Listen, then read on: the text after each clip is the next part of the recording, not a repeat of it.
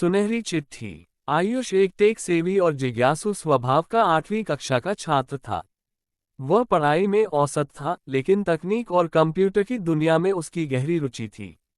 उसका स्कूल हाल ही में एक नई डिजिटल लर्निंग प्रणाली पर शिफ्ट हुआ था, जहां हर छात्र को एक एक पर्सनल डिजिटल नोटबुक दी गई थी।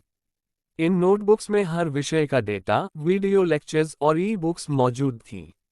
एक दिन आयुष को गलती से एक दूसरी नोटबुक मिल गई, जो दिखने में सामान्य थी, लेकिन जैसे ही उसने उसे चालू किया, उसमें एक अजीब सी फाइल मिली, सुनहरी चिट्ठी नाम से। जैसे ही उसने फाइल खोली, स्क्रीन पर सुनहरे रंग का एक चमकता हुआ इंटरफेस उभरा, जिसमें लिखा था, ये चिट्ठी केवल उन्हें दिखाई देती है जो सच्चाई को देखने का साहस रखते हैं। आयुष चौंका, लेकिन उसकी उत्सुकता और बढ़ गई। चिट्ठी के अंदर एक कोड की तरह इंटरफेस था, जो स्कूल के कुछ छात्रों की प्रोफाइल्स दिखा रहा था। पर ये सामान्य प्रोफाइल्स नहीं थी, ये उन छात्रों की छुपी हुई सच्चाइयां दिखा रही थी।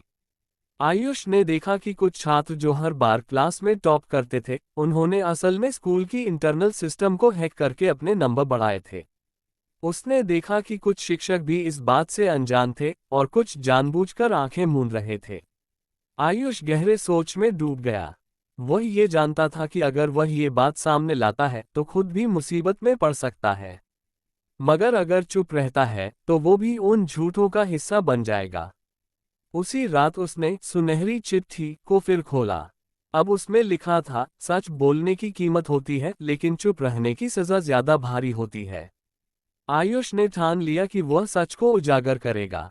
अगले दिन वह प्रिंसिपल के पास गया और सबूतों के साथ पूरी बात बताई। शुरुआत में किसी ने उस पर विश्वास नहीं किया। उल्टा कुछ छात्रों ने उस पर स्कूल के सिस्टम में सेंध लगाने का आरोप लगा दिया। कुछ दिन आयुष के लिए बहुत मुश्किल रहे। दोस्त दूर हो गए, कई टीचर भी उससे अजीब नजरों से देखने लगे। मगर उसने हार नहीं मानी।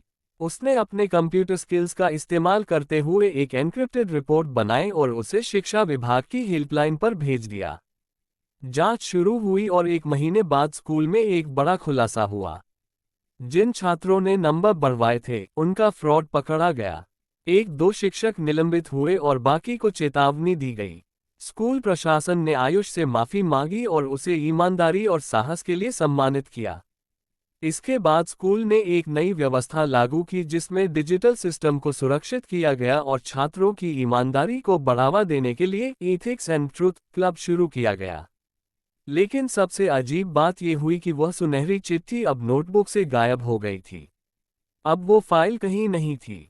स्क्रीन पर केवल एक आखिरी संदेश चमका, सच वही देख पाता है जो खुद को झूठ से ऊपर उठाता है। तुम्हारा काम पूरा हुआ। आयुष मुस्कुराया।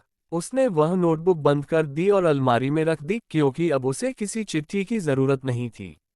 अब उसे खुद पर भरोसा था।